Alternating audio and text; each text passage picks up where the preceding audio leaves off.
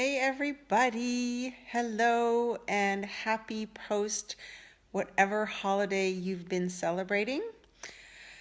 I hope whatever you've been doing, you've been enjoying yourself and feeling connected to the season and had some good downtime and letting yourself enjoy whatever pleasures there have been to enjoy. So, for those of you who are new to me, my name is Lisa Rose. I'm a love and dating coach, and I help successful singles who are sick of dating and who think it's a waste of their time get excited about dating so they don't give up before they meet their match. Excuse me. And I'm the founder of Deeper Love, Better Sex. Today, I want to talk to you about something that is fairly personal, and I wanted to give you a little peek behind the scenes into one of the things that was a real catalyst for me in my own love journey. If you're here, please say hello. Let me know where you're watching from. If you watch the replay, please feel free to do the same. So for the last week, I have been embarking on 7 days of what I've been calling my Laze and Lounge program. I have been staying at a dear friend's house. Absolutely beautiful, gorgeous, big, spacious, peaceful home. And my intention here was just to have a nice chunk of downtime, some relaxation, see some friends, but really to kind of step out of my day-to-day and change the channel and just enjoy more of my being rather than doing. And one of the things that I did a couple of days ago is I saw the movie called La La Land.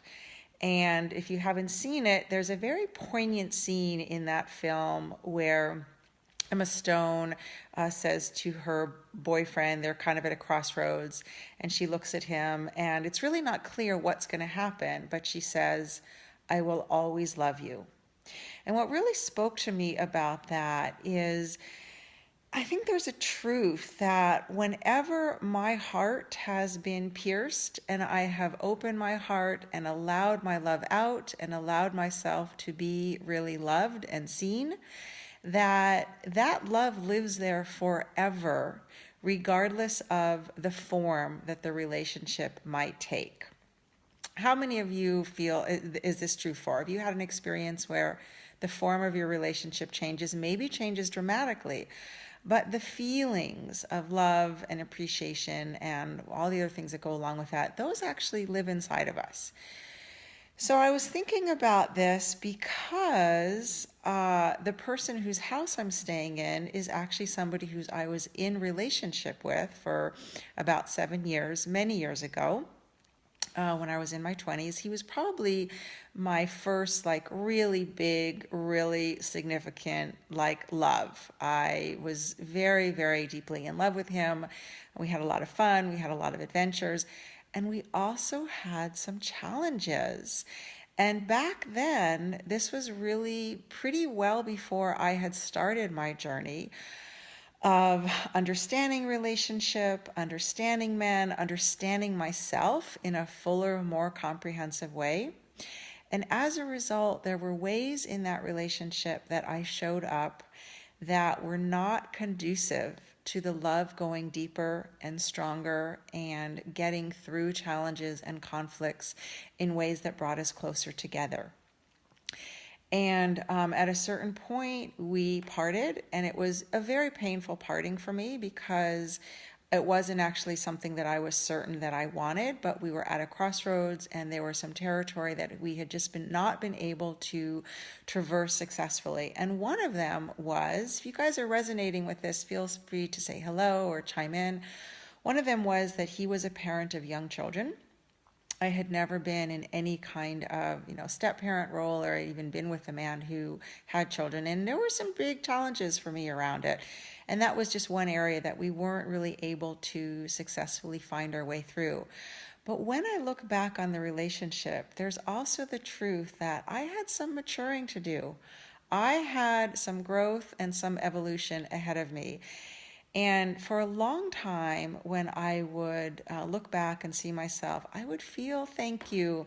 I would feel kind of embarrassed and a little bit ashamed because I wasn't proud of some of the choices I made, some of the ways that I showed up, some of the ways that I behaved. I still had some maturing to do. Thank you. And it was a process for me of being able to be gentle with myself and to know that I was doing the best that I could at that moment. And a lot of what has helped me to come to that recognition is that I don't make the same mistakes today. Thank you for those hearts. I don't make those same mistakes today because, in many ways, that relationship, as painful as its ending was, it was the catalyst for me to have me recognize that I really didn't know what I was doing in relationship. And even with somebody that I love so deeply and cared so much about, I really was sort of just grasping at strings because I didn't have a love coach in my corner, or I didn't have somebody who could kind of walk me through some of the ways that I was showing up that were really actually very, very detrimental. And obviously, if I knew then what I know now, there's a lot of things that I would have done differently. So it's a little bit bittersweet. I don't necessarily believe that we only get one chance and that there's only, one person for us on this planet of 7 billion. I actually think we get a lot of chances. And I really use that as kind of a tipping point for myself. And I enlisted help. That was when I started working with a love coach. I started reading a lot of relationship books. I really wanted to learn so that I did not have to repeat those mistakes. And now, many years later, he and I actually have stayed really close friends. We're like family. I'm staying in the home that he lives in with his wife. He's actually been married a couple of times since we split. But we love each other. We know each other really, really well. His children were like 8 years old when I first met him, and now they're grown. And I have a connection with them. So there's a lot that's changed. But one thing that hasn't changed is that we are still fond of each other, and we still have a lot of fond memories and a lot of good feeling. What is different for me is that in all of the relationships that I've been in since then, I've had a couple of other very significant relationships. I show up entirely differently. I have a whole other way of communicating that is much more leading from curiosity rather than criticism or accusation. If there's something that I don't understand or doesn't feel good to me, rather than blame him or judge him, I get curious. I'm much more willing to be vulnerable in how I express myself. And I understand so much more about the dynamic between men and women and what helps that go really well and what is going to leave him feeling unappreciated and not desired and not seen. So it's almost unrecognizable to me, the way that I show up in relationship these days as to how I did then. I mean, granted, I was in my early 20s. I still had a lot to learn. Ron, it wasn't exactly depression. It was more just a lot of sadness. I was grieving a loss. I let myself grieve. I absolutely let myself grieve. And if you've ever grieved, you know that it's not a straight line. It comes and goes. Sometimes the feelings were very strong. There was a lot of grace in that period. I actually felt very, very connected to Source and to Spirit. And I surrendered and I grieved and I cried and I got support. And that really helped me get through it. And I do not recommend going through a grieving cycle or a grieving process on our own. It's meant to be supported. So if you are going through that, I would highly recommend that you seek out some support. So I'm curious, as you guys are listening, what is your story that you hold about a love that you said goodbye to? Maybe it was your choice. Maybe that decision was made for you. But most of us, unless you got into a relationship or marriage very early on and just stayed, most of us have had to say goodbye to somebody significant.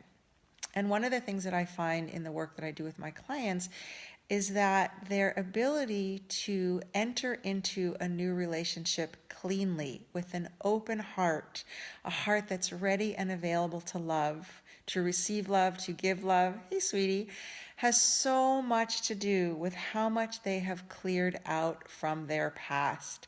Our unconscious is like this huge file cabinet. It's like this big storage vault, and it holds everything. And the stuff that it holds that is painful, we tend to make up more stories about it. And then those are the stories that we recreate. The good news is that we can clear out that stuff anytime. Hi, Courtney. Anytime. And once we do, we get to start fresh. So I did a lot of work around that relationship. And for a while, I was comparing everybody to him because he did actually set the bar very high. He's an amazing man, and I still feel that way today. I just don't have longing for him. And I've actually become really good friends with his wife. I like her a lot. We have a nice connection. So what happens if you want that lover back? Well, the first thing that I would say is they have to want that too. And if they don't want that, you just got to face that and you got to move on. Because if you are trying to re-enter a relationship with somebody who's not willing to commit to that relationship and to you, it's a closed door, sweetheart, as painful as that is. So what I would say in terms of moving on is the first thing is just facing that, grieving that, and then trusting that there is a higher love for you out there, because a sign of love is that you both want each other, you both desire each other, and you're both in. So Courtney, is that making sense for you? I know that can be really painful to face. Some of it also requires you to forgive yourself for whatever mistakes you've made, for what you wished you would have done different. And not attach all of your hopes and dreams on this one person, because that's putting yourself in such a limited box. Trust me, there are other people out there. I've worked with so many people who think that they lost the love of their life. Sometimes the love of our life dies, that happens too. Get in a good place, they may come back either way. Yes, exactly, because it is when we are in a good place that we're magnetic and attractive to receiving love, to welcoming in new love, and to being available to fully offer our heart. So just a little recap for those of you who are joining late, or if you're watching the replay. I just want to really point to and reinforce that if you have a love that you are telling yourself was your one and only, and for whatever reason that person is not in your life, they're not choosing you, you're not choosing them, circumstances don't allow for it, life presents a lot of different curveballs. I am here to reassure you that you can get through that there is another side. And the more that you can release the story of this is the only person, this was your only chance, you blew it, it'll never come again. Please do not believe that story. It's not true. There's more love for you out there. And what it takes is you really allowing yourself to remember how fully loved and lovable you are, and to start looking forward instead of only back. So I really hope this was helpful. You can find me at Deeper Love, Better Sex. You're welcome also to find me in my Facebook group, which is called The Love Room. I live stream and answer questions and give a lot of really personal support for people who are on their love journey, because most of us didn't get a user's manual for how to navigate all of the different stages and challenges of love. And when we know how to do that well, it gets so much more fun, so much smoother, so much easier. It's a great ride. So you can find me there. If you are listening to the replay and you have any questions or comments, I will go back and read them all. And I wish you a wonderful rest of your day. Bye for now.